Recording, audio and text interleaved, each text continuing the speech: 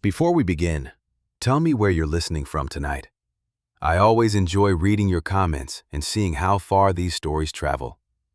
And if you enjoy stories about hidden family secrets, forgotten legacies, and second chances, don't forget to subscribe. Now, let's begin. Divorced after 30 years of marriage. 62-year-old Sarah Mitchell lost almost everything. Her husband kept the house. Most of the savings were gone, and the only thing left in her name was an abandoned cabin deep in the Montana woods that nobody had lived in for over 40 years. Everyone told her to sell it. Some people laughed when she said she planned to move in, but Sarah had nowhere else to go. 3 weeks later, while cleaning the kitchen floor, she discovered a hidden cellar beneath the cabin. When she opened it, she found something her grandfather had spent most of his life hiding from the world. Something that would completely change everything she thought she knew about her family. But to understand what she found in that cellar, we need to go back to the day her marriage ended. The divorce became official on a Tuesday morning, and what Sarah Mitchell remembered most wasn't the judge, the paperwork, or even the moment her 30-year marriage legally ended. What she remembered was the sound of her husband's pen scratching across the final page. Such a small sound, barely noticeable, yet somehow it felt louder than anything she had ever heard. 30 years reduced to a few signatures and a quiet scrape of ink against paper.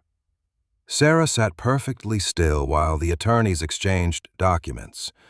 Across the room, David never looked at her.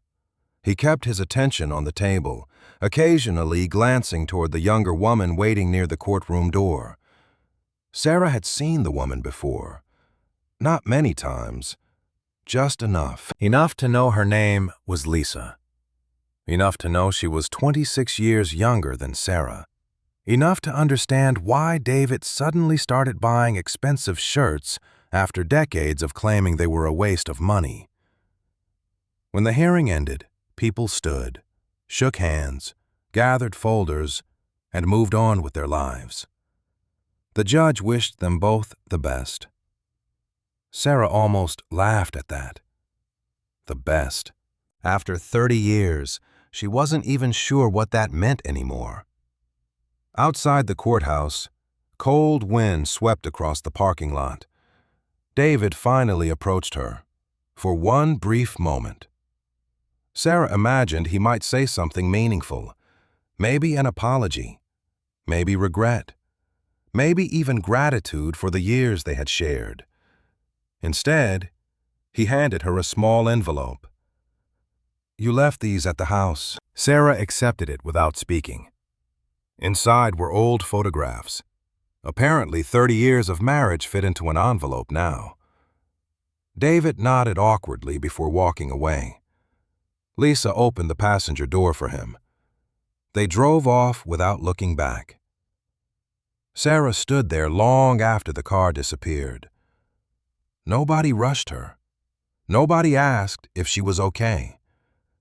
The world continued exactly as it had before. Cars passed, traffic lights changed, people carried coffee cups into nearby offices. To everyone else, it was just another Tuesday. To Sarah, it felt like the day she had become invisible. That night, she stayed with her friend Diane. They had known each other for almost 20 years. Diane made chicken soup and tried very hard not to say the wrong thing. Sarah appreciated the effort. Most people didn't know what to say around divorce, especially not divorce at 62. It made people uncomfortable. Society understood breakups at 25. Society even understood second marriages at 40. But a woman losing everything after 30 years? People didn't know where to place that story. After dinner, Diane sat beside her on the couch. "You can stay as long as you need." Sarah smiled politely. "Thank you." "I mean it." "I know." Diane hesitated. "Have you thought about what comes next?" Sarah stared at the television without really seeing it. No. The answer was honest, because she genuinely had no idea. The house would be sold. The accounts were divided. The retirement plans weren't enough to start over comfortably. She had spent most of her adult life helping David build his business while working part-time jobs whenever extra money was needed. She had raised their daughter, managed the household, paid bills, planned holidays, remembered birthdays. All those invisible responsibilities that kept a family functioning. Now the family was gone. The next morning, Sarah returned to the house. Technically, she still had access until the sale was finalized. Emotionally, however, she already felt like a visitor. The front door opened with the same familiar creak it always had. But the house no longer felt welcoming. Several rooms were nearly empty. Furniture had already been divided according to the settlement agreement. The walls displayed pale outlines where framed photographs once hung. Sarah walked slowly through the living room. Her fingertips brushed the edge of the fireplace mantel. She remembered Christmas stockings hanging there. She remembered her daughter Emma opening presents while David filmed everything on an old camcorder. She remembered family game nights, birthday cakes, snowstorms. Hundreds of ordinary moments. Strange how memories could make an empty room feel crowded. Upstairs, she entered the master bedroom. Half the closet stood empty. David had removed most of his belongings weeks earlier. Sarah opened a drawer and discovered an old restaurant receipt from 19 years ago. She stared at it for several seconds. Not because it mattered, simply because it proved that once upon a time, two people had shared a dinner and imagined a future together. She threw it away. In the attic, she found several storage boxes she had forgotten existed. Christmas decorations, school projects, old tax returns. One box contained dozens of photographs from family vacations. Sarah sat on the floor and looked through them. There was Emma at 12 years old, holding a fish she had proudly caught during a camping trip. There was David standing beside a pickup truck before his hair turned gray. There was Sarah herself, smiling into the camera, completely unaware of how the story would end. A small photograph slipped free and landed face down on the floor. Sarah picked it up. It showed an old wooden cabin surrounded by pine trees. For a moment, she didn't recognize it. Then she remembered. Her grandfather's cabin. She hadn't thought about that place in years, maybe decades. The cabin sat deep in the mountains outside a small town called Elk Ridge. Her grandfather, Thomas Mitchell, had lived there alone after her grandmother died. As a child, Sarah spent several summers visiting him. She remembered fishing in a nearby creek. She remembered eating pancakes every morning. She remembered long evenings listening to stories beside a wood stove. After he passed away, the property had been left untouched. Nobody wanted it. Nobody needed it. Eventually, everyone simply forgot it existed. Sarah turned the photograph over. A note was written on the back in her grandfather's handwriting. One sentence, faded but still readable. Some places are worth more than they appear. Sarah frowned. It seemed like an odd thing to write. Perhaps it had meant something to him, or perhaps she was reading too much into it because her life was falling apart. She slid the photograph back into the box and continued sorting through old belongings. Several hours later, while reviewing legal documents at the kitchen table, she noticed something she had overlooked before. The cabin still belonged to her. Not jointly, not partially, entirely. Her grandfather had transferred ownership to her years earlier through a trust arrangement nobody had paid much attention to because the property was considered practically worthless. Sarah stared at the paperwork. Then she read it again, The cabin was hers, free and clear. No mortgage, no liens, no debts, just a forgotten piece of land in the mountains. For the first time in weeks, a thought entered her mind that wasn't entirely hopeless. It wasn't a good plan. It wasn't even a realistic plan. But it was something. Later that evening, she mentioned the cabin to Diane. "You're not seriously considering moving there, are you?" Diane asked. Sarah shrugged. "Maybe."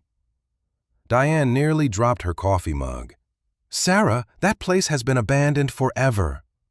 "I know. There's probably no electricity." "Probably. No internet." Sarah smiled slightly. "That might actually be a benefit." Diane didn't laugh. "I'm serious." "So am I." Diane stared at her for several seconds. "Everyone says that cabin is falling apart." Sarah looked down at the old photograph resting on the table. The pine trees, the porch, the weathered roof, the memories. "Maybe," she said quietly, "but right now, it's the only place left that's still mine." Sarah spent the next 3 days trying to convince herself that moving into the cabin was a terrible idea. Unfortunately, every alternative seemed worse. Apartments in Billings were expensive. Most required long-term leases. Several retirement communities had waiting lists stretching months into the future. Staying indefinitely with Diane felt unfair. Sleeping in her pickup truck wasn't an option she wanted to consider. By Friday afternoon, the cabin had transformed from a ridiculous idea into the least ridiculous idea available. Diane still hated it. "You're talking about moving into a building that hasn't been occupied since before cell phones existed," she said while helping Sarah pack boxes. "That isn't a home. That's a history project." Sarah folded a sweater and placed it inside a cardboard box. "I've lived through worse." Diane raised an eyebrow. "Have you?" Sarah paused. The answer surprised her. "Actually, yes." Diane couldn't argue with that. Over the weekend, Sarah began sorting through the few possessions she still owned. The process felt strangely liberating. 30 years of accumulated belongings had been reduced to a small collection of things she genuinely cared about. Family photographs, books, a handmade quilt from her grandmother, a coffee mug Emma had painted in elementary school. Most of the other items suddenly seemed unimportant. Monday morning brought an unexpected phone call. It was Emma. Her daughter lived in Seattle and worked as a physical therapist. They spoke regularly, but the divorce had complicated everything. Emma loved both parents and hated feeling trapped between them. "Mom." "Hi, sweetheart. Diane told me you're moving to the cabin." Sarah winced. News traveled fast. "I'm considering it." "That's not what Diane said." Sarah smiled despite herself. Diane tends to dramatize things. Emma was silent for a moment. "Mom, that place is in the middle of nowhere." "I know where it is." "You haven't seen it in years." "I know that too." Another pause. Sarah could hear traffic through the phone. Seattle sounded busy, alive, a completely different world from the quiet mountains waiting for her. "Are you doing this because of Dad?" Emma finally asked. Sarah looked out the window. The question deserved an honest answer. "No."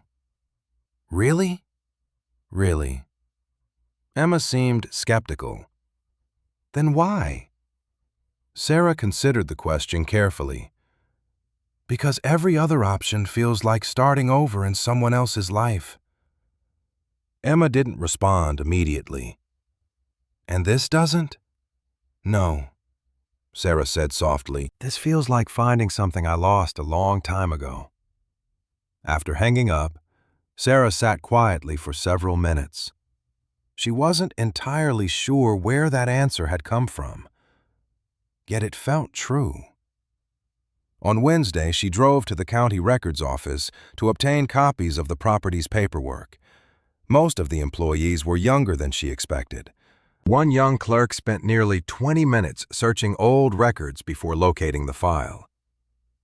"Wow," he said while examining the documents. "This property hasn't had any activity forever." "That's encouraging," he laughed.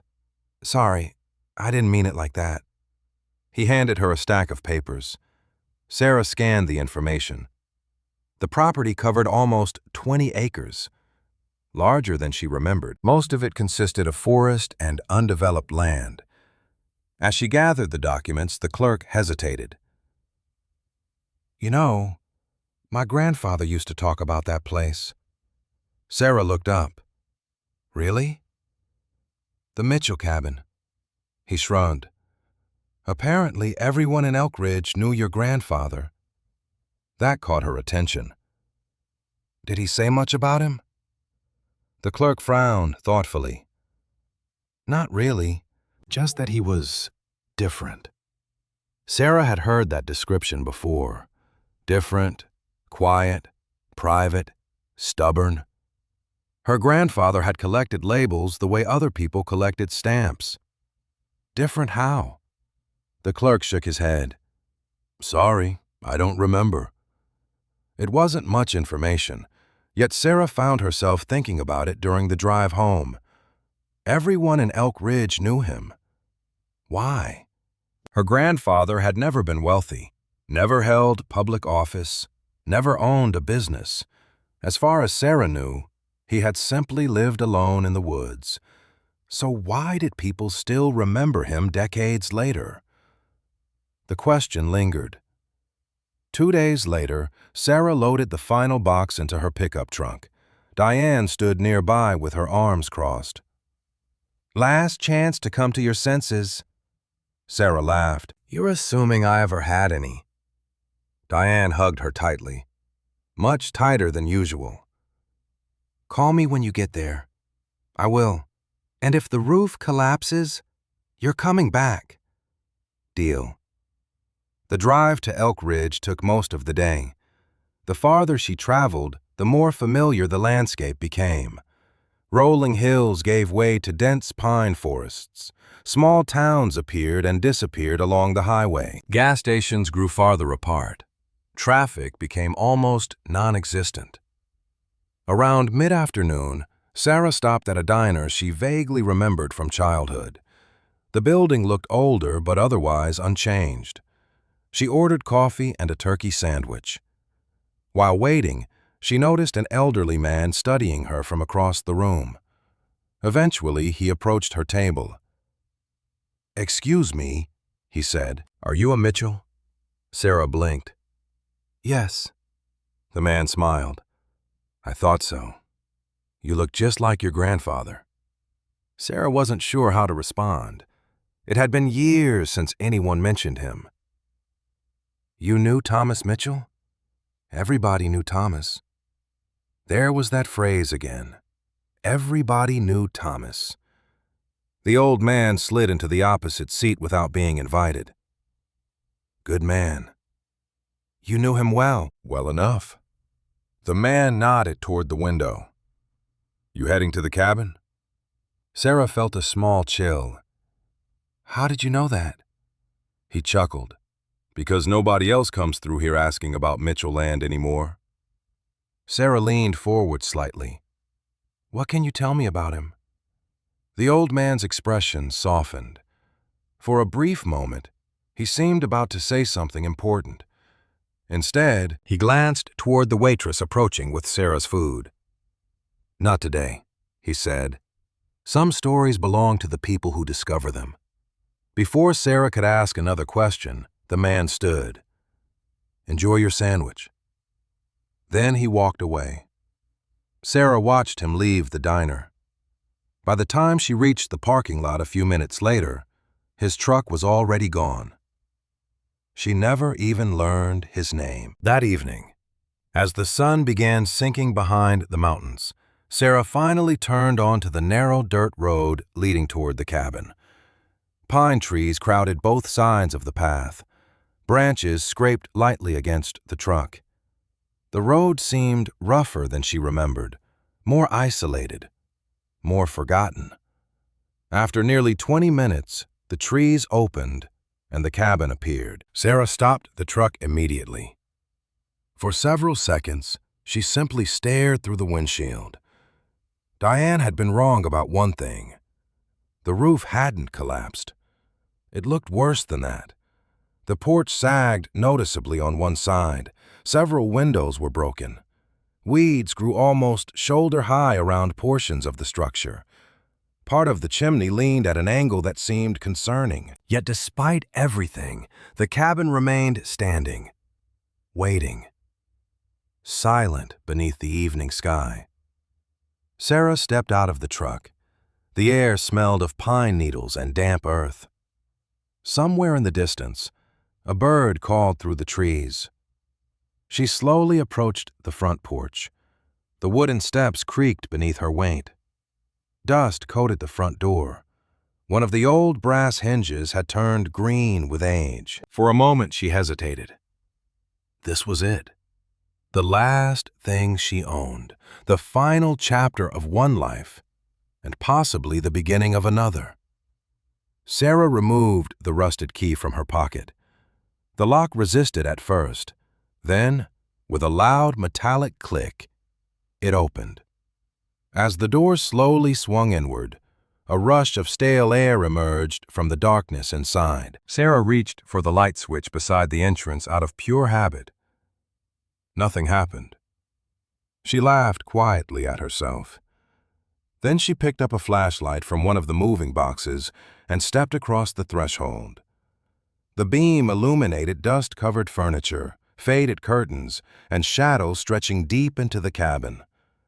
Everything looked frozen in time. And somewhere inside that silence, Sarah had the strange feeling that the cabin had been waiting for her return much longer than she realized. The first thing Sarah noticed was the smell. Not mold, not decay, just age. The cabin smelled like old wood, dust, cold stone, and years of silence. It was the kind of smell modern houses never had. The flashlight beam moved slowly across the room. A couch sat against one wall beneath a window coated in grime. A bookshelf leaned slightly to one side. A small wooden table stood near the fireplace, exactly where she remembered it. For a strange moment, Sarah felt as though she had stepped into a photograph instead of a building. Time had continued everywhere else. Here, it seemed to have stopped. She set down her flashlight and opened the front curtains. Sunlight flooded the room. Dust particles drifted through the air like tiny floating stars. The sudden brightness revealed just how much work awaited her. Cobwebs stretched across corners. Pine needles had somehow accumulated inside near the door. A layer of dust covered nearly every surface. Sarah laughed quietly. "Well," she said aloud, "at least nobody can accuse this place of being recently renovated." Her own voice startled her. The cabin was so quiet that even a joke sounded unusually loud. She spent the next hour carrying boxes from the trunk. Each trip left her slightly more exhausted than the last. By the time she finished unloading, the sun had dropped lower in the sky. Her knees ached. Her shoulders hurt. She sat on the porch steps and drank bottled water while staring at the surrounding forest. The silence felt different from city silence. There were no distant sirens, no traffic, no neighbors mowing lawns, only wind moving through pine trees and occasional birdsong. She should have felt lonely. Instead, she felt calm. That realization surprised her. Inside, she began organizing essentials for the night. flashlights, blankets, a small cooler, several boxes of food. She found an old lantern hanging beside the fireplace and managed to get it working after some trial and error. The warm glow transformed the room immediately. Shadows danced across the walls. The cabin felt less abandoned, more alive. While unpacking kitchen supplies, Sarah opened a cabinet above the sink. Several old plates still sat neatly stacked inside. She recognized them instantly. Blue floral patterns. Her grandmother's dishes. Sarah carefully lifted one plate. It was surprisingly clean. Someone had washed it before putting it away decades earlier. She ran her fingers along the edge.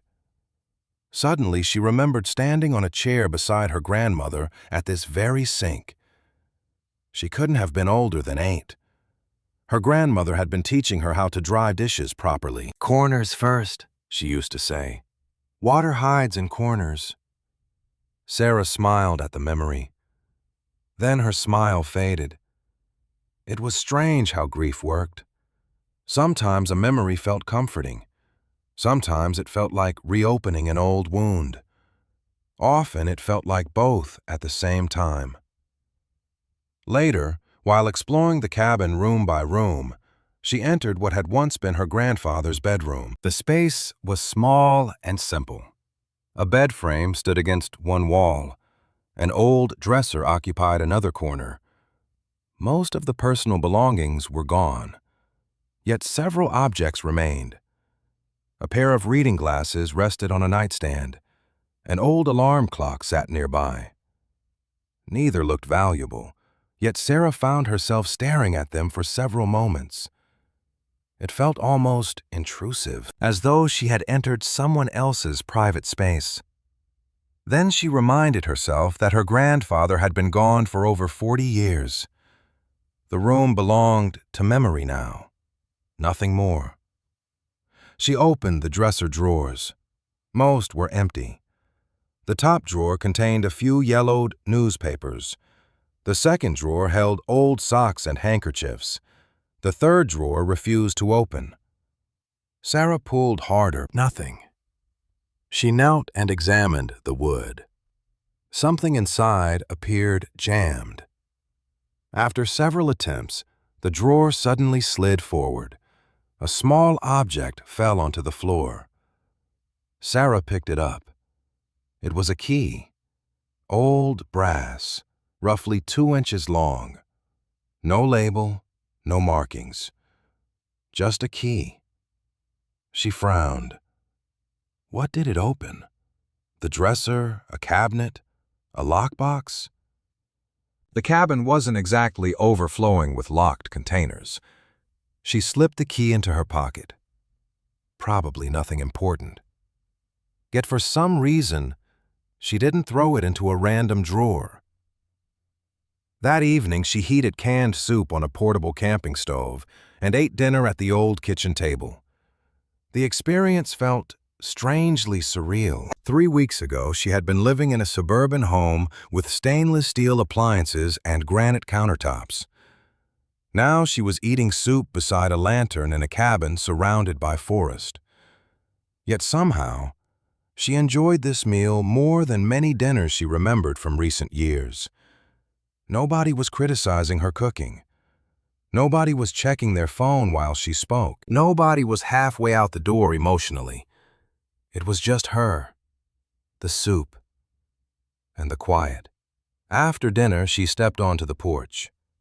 Darkness had settled across the mountains. Above her stretched a sky crowded with stars. More stars than she had seen in years.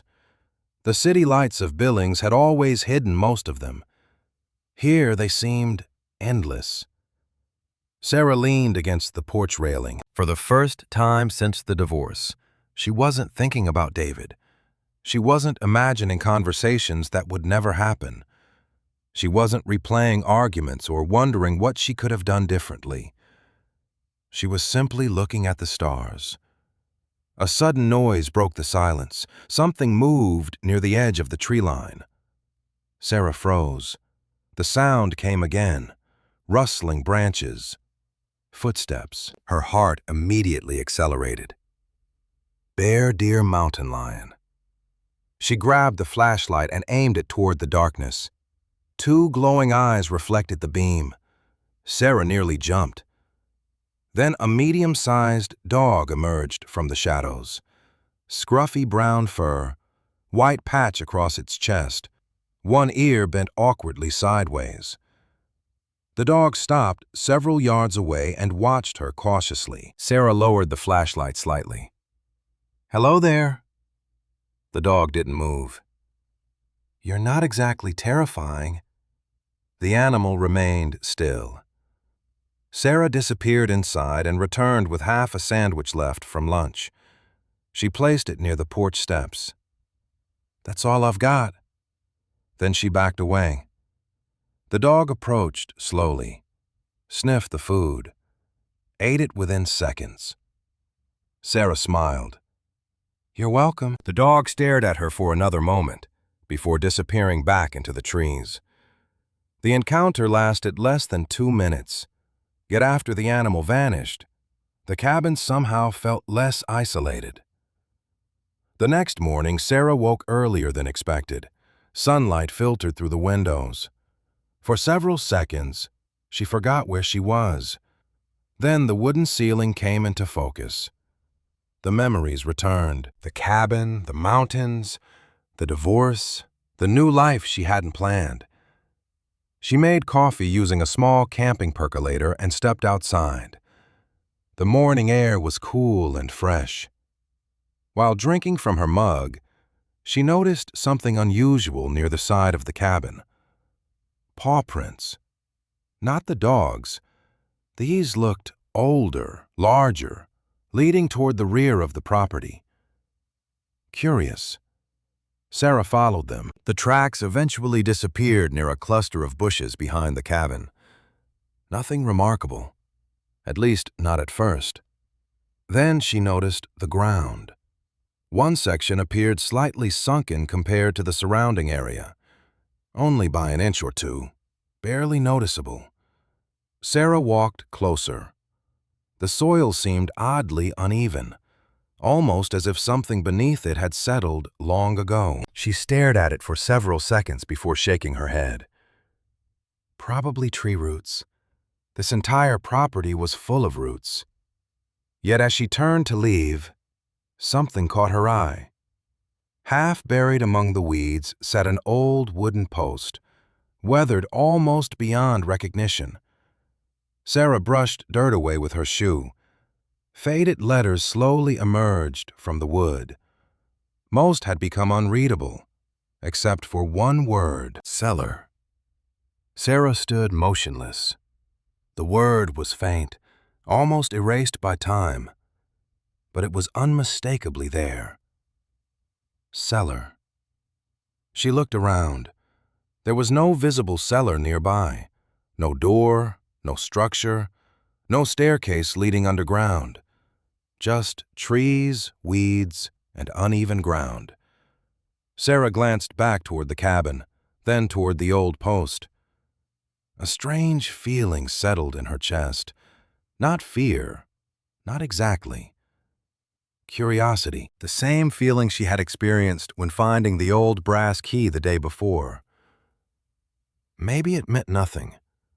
Maybe the sign had been moved from somewhere else decades ago.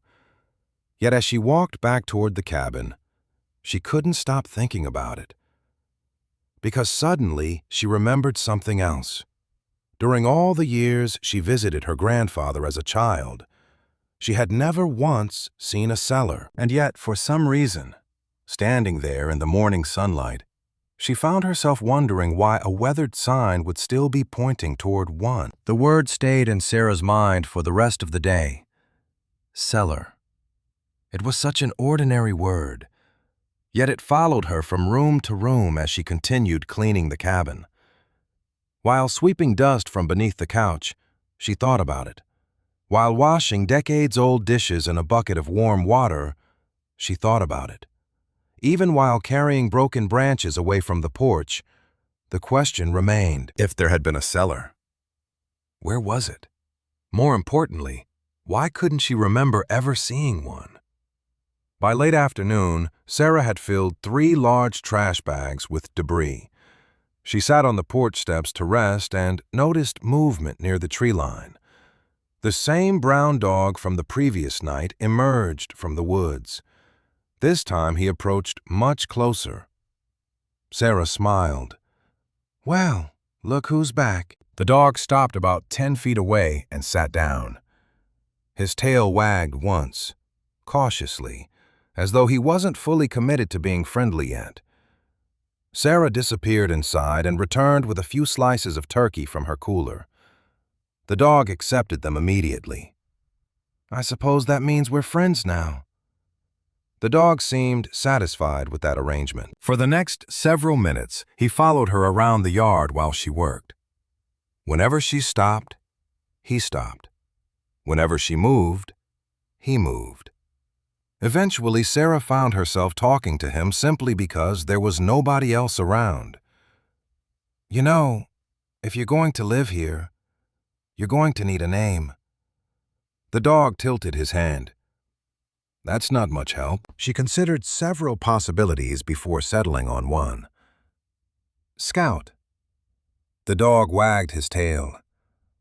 "All right then, Scout it is." The dog seemed pleased with the decision. Later that afternoon, Sarah drove into Elk Ridge to purchase supplies.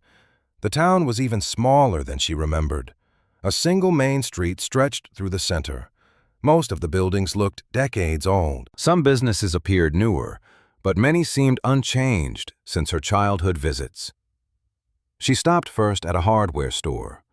A bell jingled above the entrance when she walked inside. Behind the counter stood a broad-shouldered man in his 60s wearing a faded work shirt. He glanced up from a newspaper. "Can I help you?"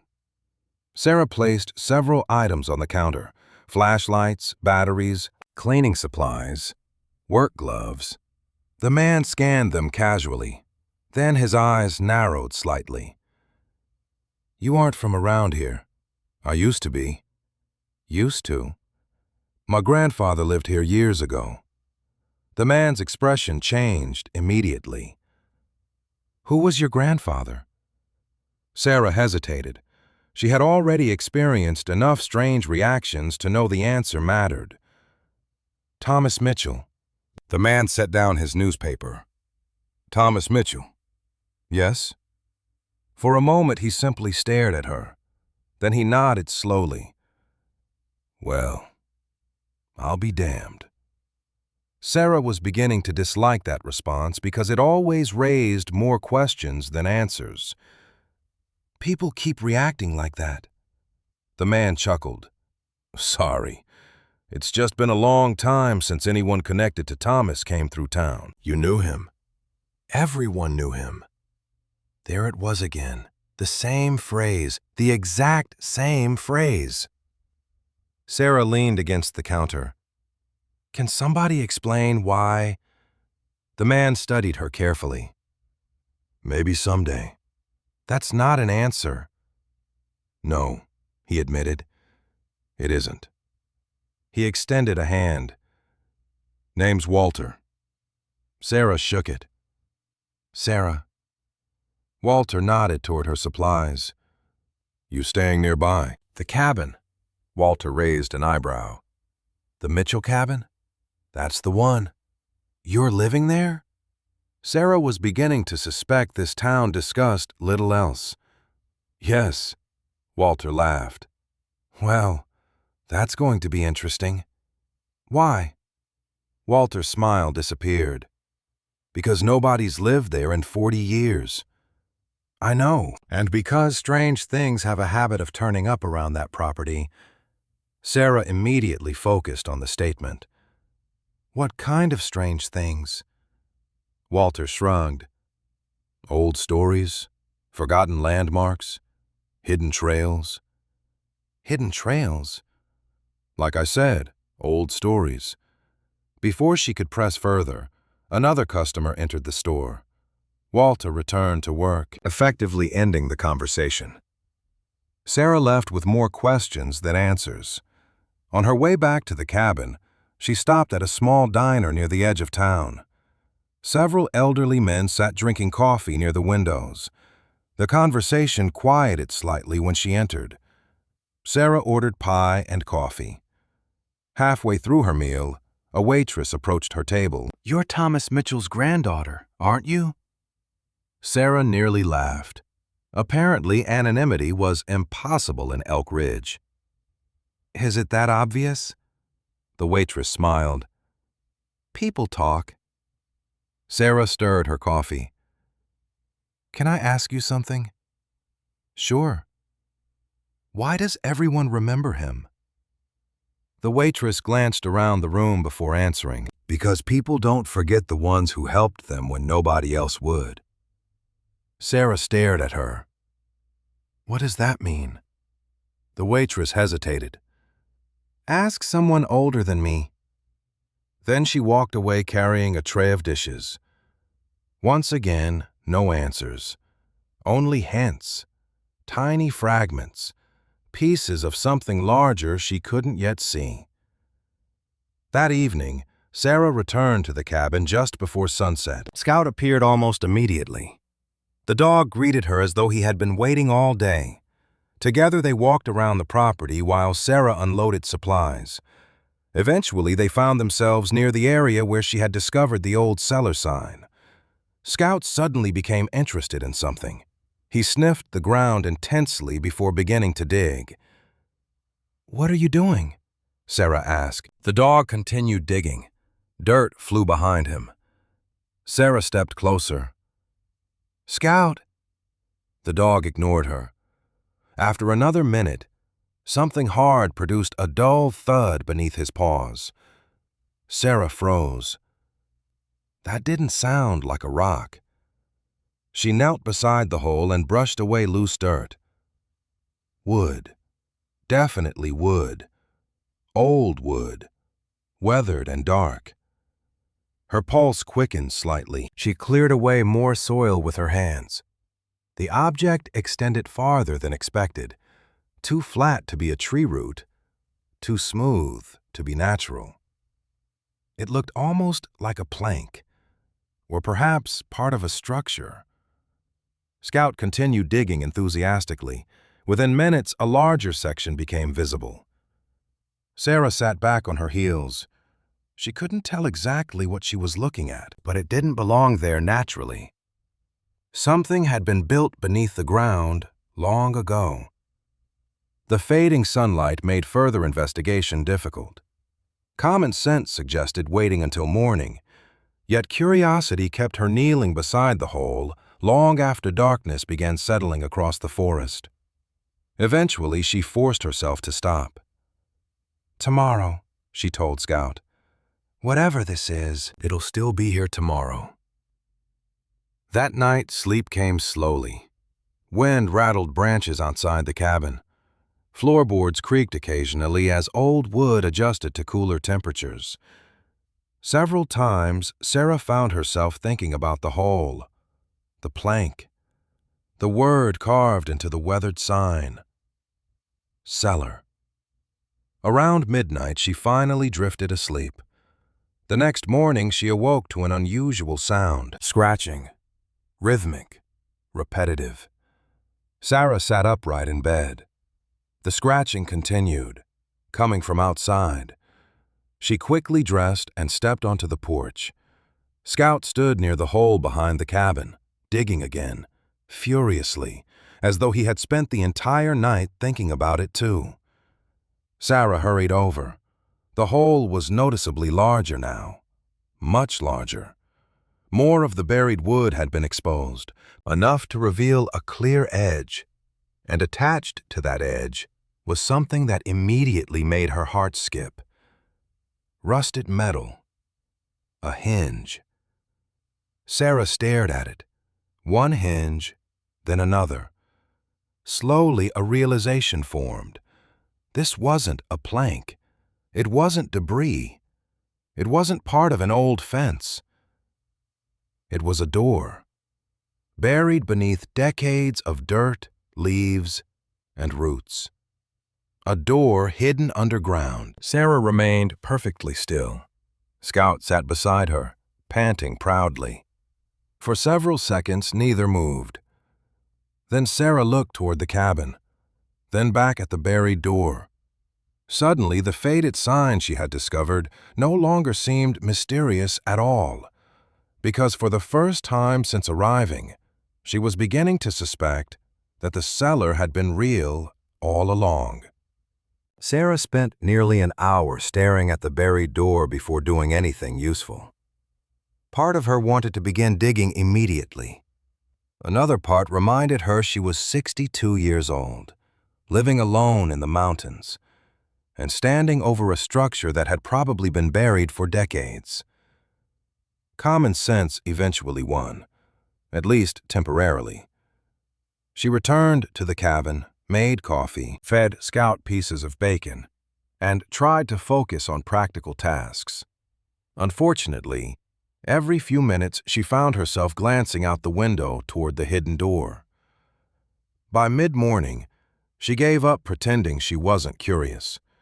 She gathered a shovel, work gloves, a rake, and several buckets. Scout followed her enthusiastically as though this had become a team project. The ground around the buried door was softer than expected. Years of leaves had decomposed into loose soil. Sarah worked steadily, removing dirt a few inches at a time. Sweat formed on her forehead despite the cool mountain air. Every so often, she stopped to stretch her aching back. Scout contributed by digging exactly where she didn't want him to. "You're helping terribly," Sarah informed him. The dog wagged his tail proudly. Around noon, the outline of the entire structure finally became visible. The door measured roughly 4 feet wide and 6 feet long. Heavy wooden planks reinforced with rusted iron straps. 2 large hinges remained attached.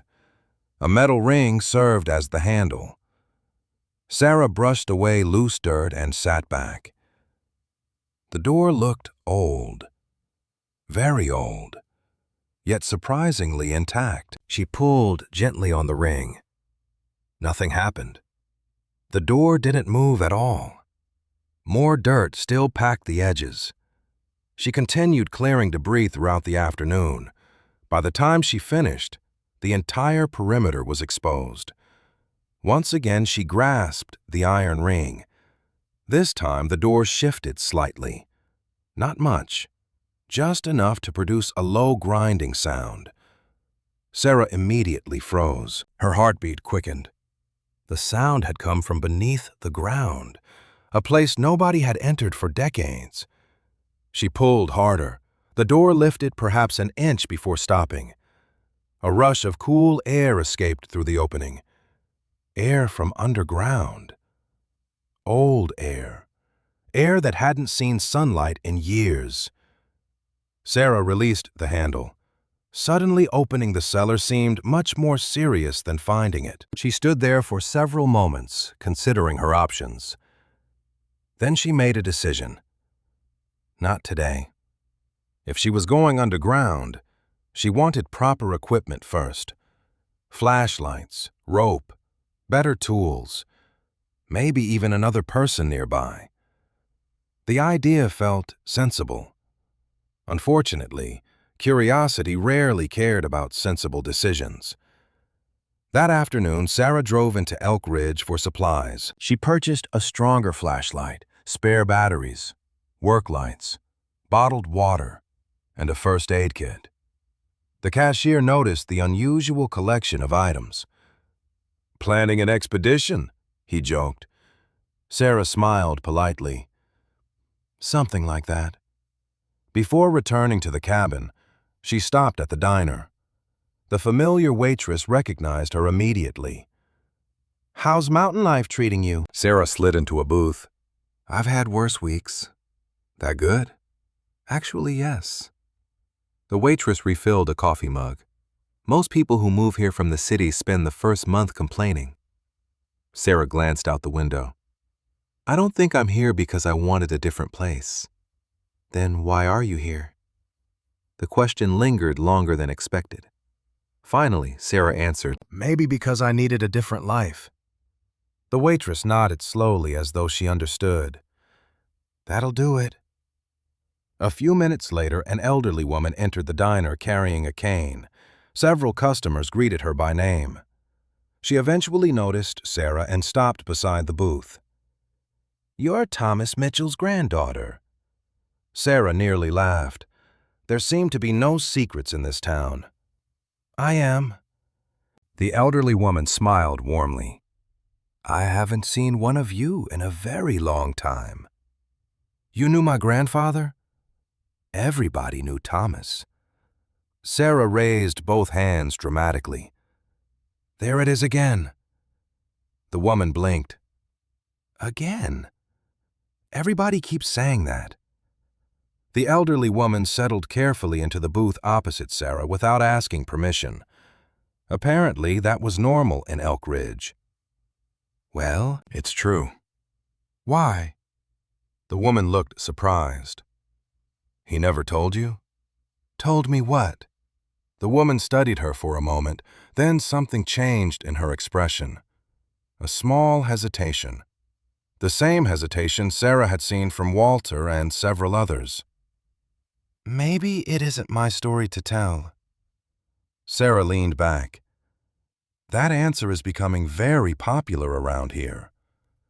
The woman laughed softly. "Thomas always said some things were worth discovering yourself." Sarah immediately remembered the note written behind the old cabin photograph. "Some places are worth more than they appear." The words suddenly felt less random.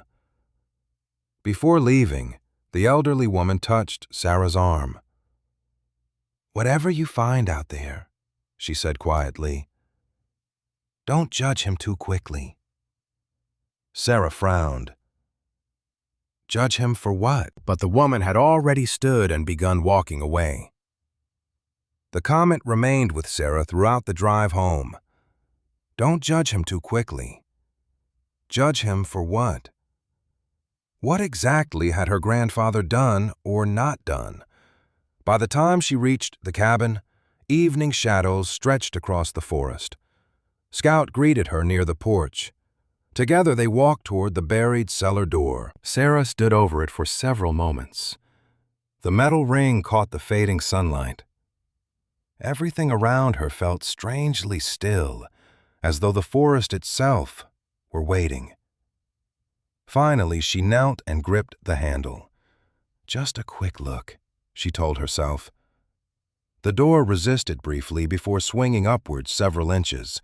This time it opened farther. Much farther. A wave of cool air drifted upward from below. Sarah stepped back instinctively. The opening revealed darkness. Complete darkness. She switched on the new flashlight and directed the beam downward. Stone steps emerged from the shadows. Narrow, steep, descending beneath the earth. Sarah stared at them. The cellar wasn't merely a storage pit. It was an actual underground room. Maybe larger, maybe much larger. She lowered the flashlight farther. The beam vanished into darkness before reaching the bottom. Her pulse quickened again. For a moment, she considered climbing down immediately. Instead, she forced herself to stop. Rushing underground alone after sunset would be incredibly foolish. Even Scout seemed uncertain now. The dog stood beside her silently, staring into the darkness. Sarah slowly lowered the door back into place. Tomorrow. Tomorrow she would explore. Tomorrow she would find out why a cellar had been hidden beneath the property. Tomorrow she might finally start getting answers. That night she barely slept. Every creak of the cabin seemed louder. Every gust of wind seemed significant. Around 2 a.m, she finally rose from bed and walked into the kitchen for water. Moonlight filtered through the windows. As she stood there drinking, something caught her eye. A faint reflection. Not outside, inside the cabin. Sarah turned.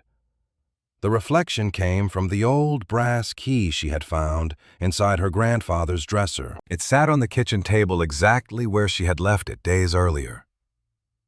For several seconds, she stared at it. Then she looked toward the darkness beyond the window. Then back at the key. A slow realization formed. The cellar wasn't the only mystery she had discovered, because she still had absolutely no idea what that key opened. And for the first time, she began to wonder if the two mysteries might somehow be connected. Sarah woke before sunrise. For several moments, she lay staring at the ceiling, listening to the cabin settle around her. The previous night's discovery returned immediately. The cellar, the stone staircase, the brass key. Her stomach tightened with anticipation. It reminded her of Christmas mornings when she was a child and could barely wait to open presents. Except now she was 62 years old and preparing to climb into a hidden underground room that hadn't been entered in decades. Somehow that felt even more exciting. Scout sensed something unusual the moment she got out of bed. The dog followed her from room to room while she gathered supplies. Flashlights, batteries, rope, water bottles, work gloves, a first aid kit. She even left a handwritten note on the kitchen table listing where she planned to be. The precaution felt slightly ridiculous since nobody was there to read it. Still, it made her feel better. By 7:30, the morning sun had begun filtering through the trees. Sarah stood beside the cellar door with Scout at her feet. The forest seemed unusually quiet.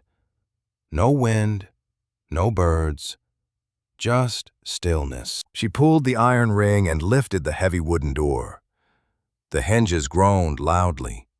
Cool air drifted upward once again. The smell reminded her of stone, earth, and old wood.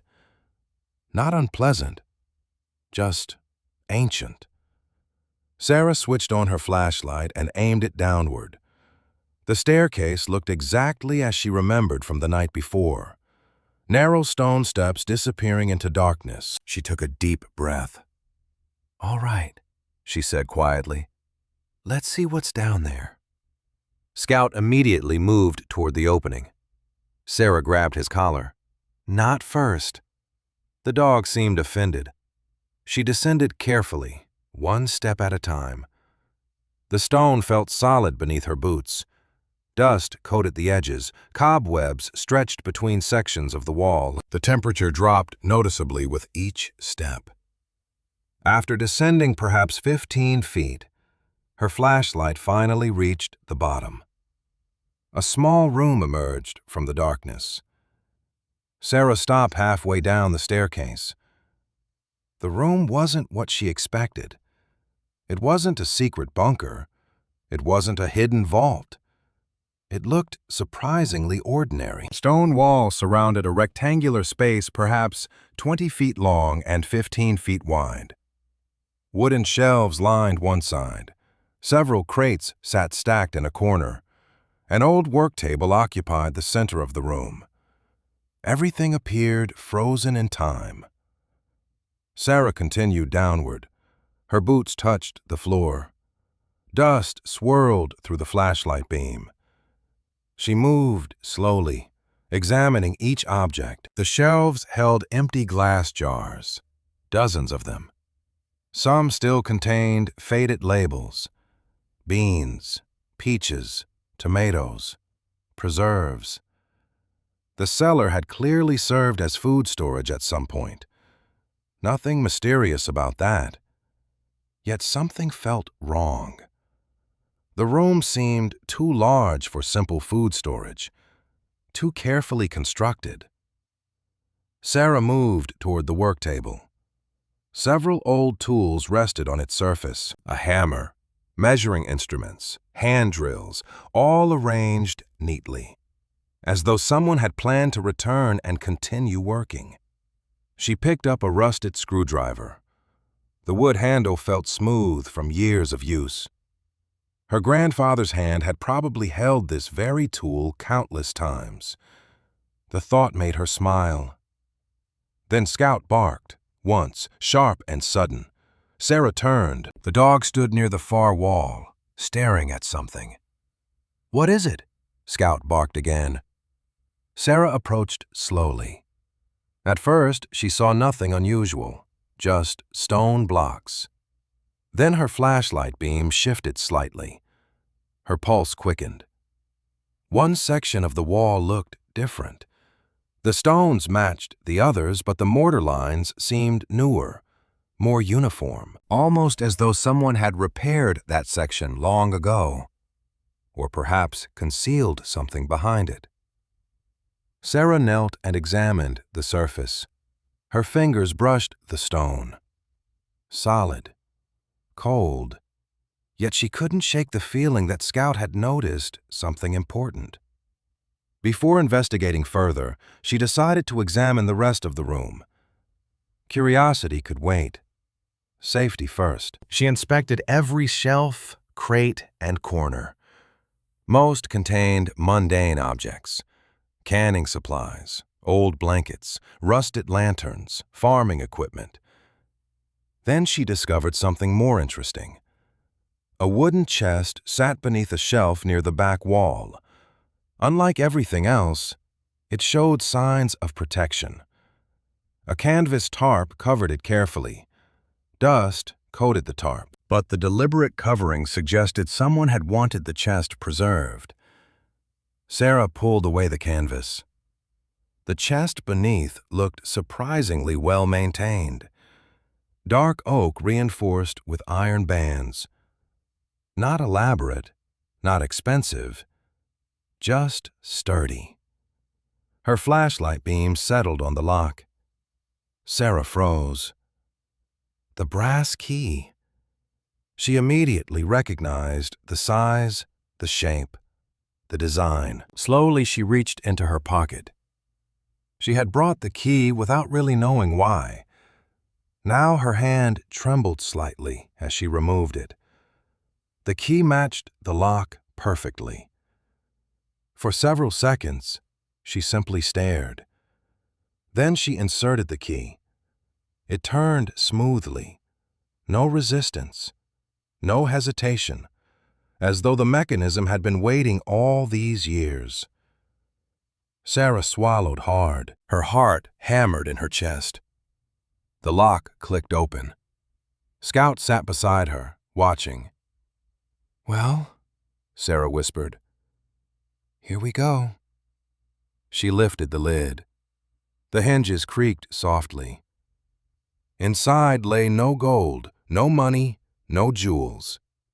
Instead, the chest contained something far more unexpected. Hundreds of envelopes, neatly organized into bundles, each tied with faded string. Sarah picked up the top bundle carefully. Her flashlight illuminated the handwriting on the first envelope. She immediately recognized the name. Thomas Mitchell, her grandfather. Every envelope was addressed to him. Some looked decades old, others appeared even older. She examined another, then another. Different senders, different dates, different handwriting, yet all addressed to the same man. Sarah opened one of the envelopes carefully. Inside was a handwritten letter. The paper had yellowed with age. She unfolded it slowly and began reading. Halfway through the first page, she stopped. Her eyes widened. She read the paragraph again, then a third time. The letter wasn't business correspondence. It wasn't family communication. It was a thank you letter. Someone was thanking Thomas Mitchell for helping their family survive a terrible winter. Sarah reached for another envelope, then another. Every letter contained a similar message: gratitude, appreciation, relief. Stories of hardship, stories of help received, stories involving her grandfather. Her confusion deepened. Why had he kept all of these hidden? Why had nobody ever mentioned them? A sudden realization struck her. The people in town, Walter, the waitress, the elderly woman, the old man at the diner. Everyone knew Thomas.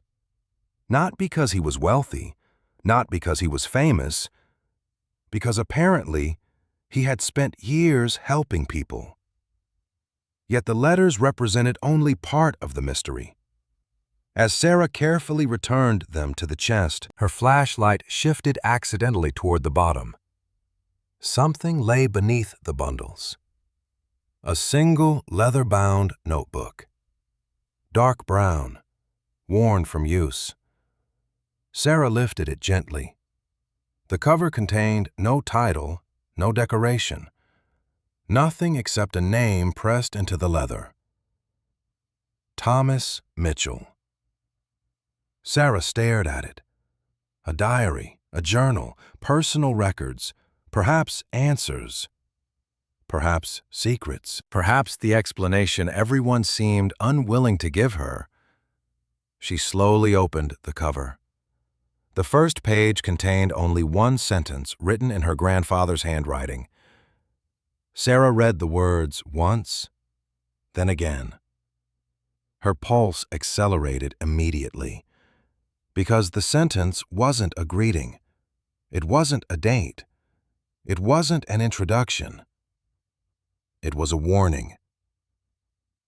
If you are reading this, then I was right not to trust the people of Elk Ridge. Sarah read the sentence 3 more times before looking up from the journal. The cellar suddenly felt colder than before. Not physically colder. Different. The warning transformed everything she thought she knew about the room around her. Until that moment, the cellar had seemed like a forgotten storage space filled with old memories. Now it felt like something else. Something deliberately hidden. Scout shifted beside her and let out a low whine. Sarah reached down absent-mindedly and scratched behind his ears. Her eyes returned to the journal. The first page contained only the warning, nothing more. She carefully turned to the next page.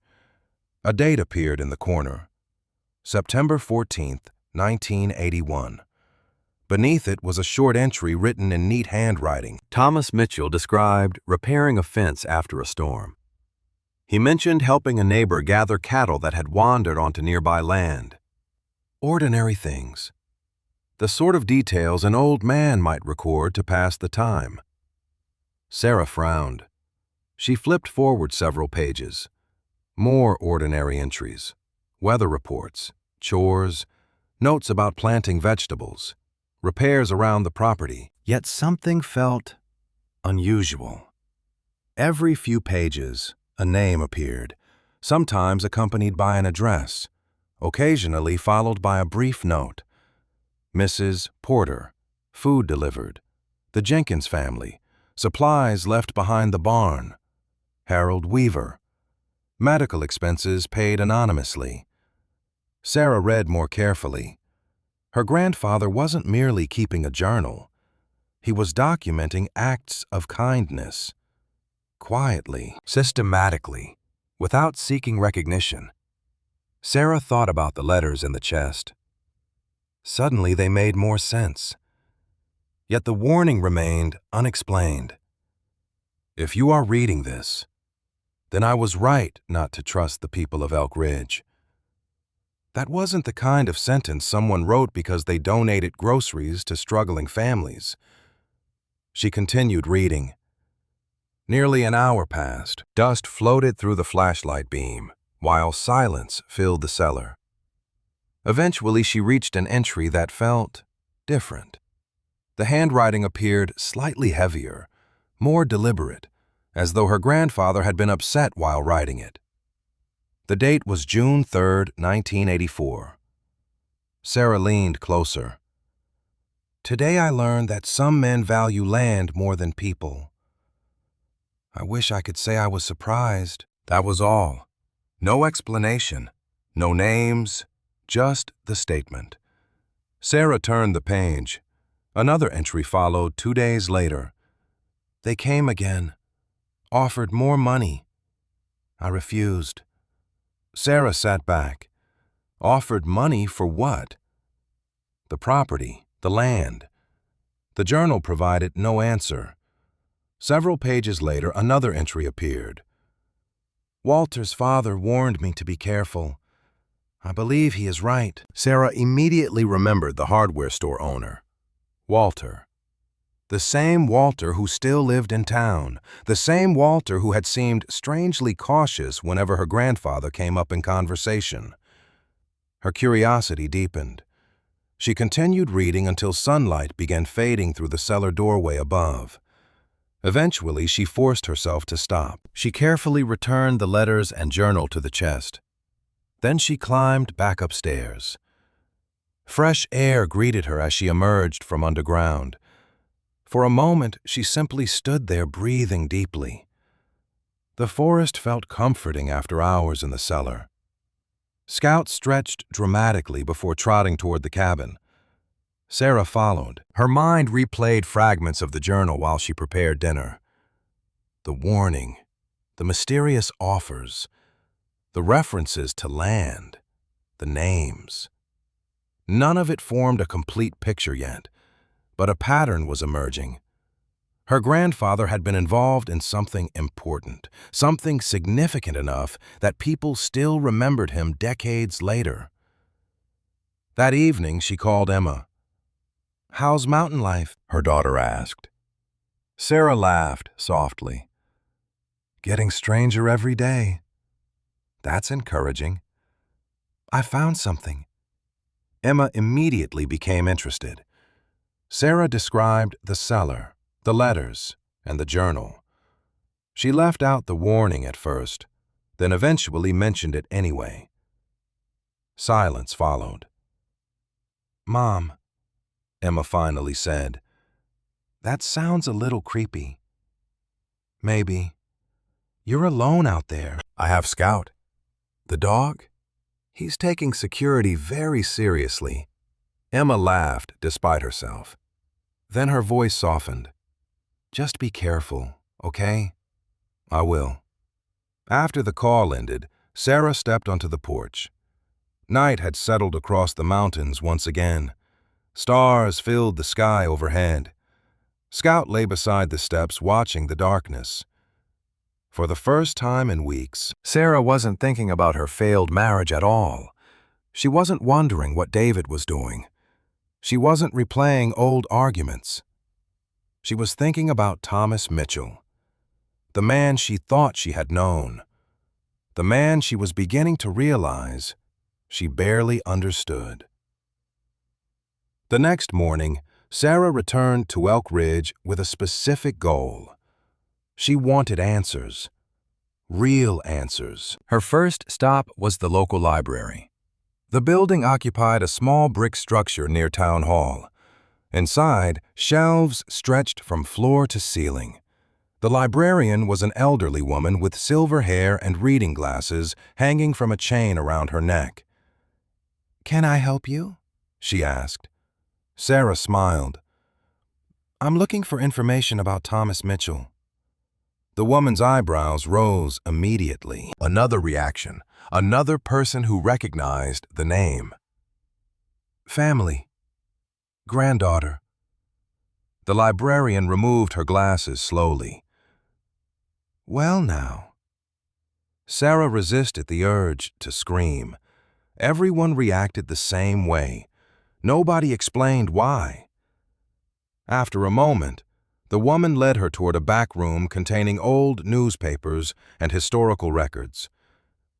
"You might find something in here." For the next hour, Sarah searched through archived materials. Most references to her grandfather were minor: community events, volunteer projects, town meetings. Then she found an article from 1985. The headline immediately caught her attention. "Land development proposal divides Elk Ridge community." Sarah read quickly. A development company had proposed purchasing several hundred acres surrounding the town. Plans included luxury cabins, private hunting land, and recreational facilities. Most residents supported the project because it promised jobs and investment. One resident opposed it publicly. Thomas Mitchell. Sarah continued reading. According to the article, Thomas argued the project would displace local families living on smaller properties near the proposed development zone. He claimed the company had intentionally undervalued their land. Several town officials dismissed his concerns. The article ended without revealing the outcome. Sarah searched for follow-up reports. Surprisingly, she found almost none. The entire issue seemed to vanish from the newspaper within months. That struck her as odd. Major community conflicts rarely disappeared that quickly. As she gathered her notes, a voice interrupted her. Looking into Thomas? Sarah turned. An elderly man stood near the doorway, thin, weathered, perhaps 80 years old. Sarah recognized him immediately. He was the man she had seen drinking coffee at the diner several days earlier, the one who had mysteriously disappeared after recognizing her. "You know my grandfather?" she asked. The man smiled sadly. "Better than most." Sarah closed the newspaper. "Then maybe you can finally tell me why everyone in this town talks about him like a legend." The man's expression changed. Not amusement, not nostalgia. Something closer to regret. He pulled out a chair and sat down slowly. "Because he made enemies protecting people who couldn't protect themselves." Sarah felt a chill. The same sensation she experienced reading the warning in the journal. "What kind of enemies?" she asked quietly. The old man looked toward the library window. For several seconds he seemed lost in memory. Then he spoke. "The kind with money." Sarah waited. The man nodded once. "And back then, money bought almost everything in Elk Ridge." Then he leaned forward and lowered his voice. "Everything except Thomas Mitchell."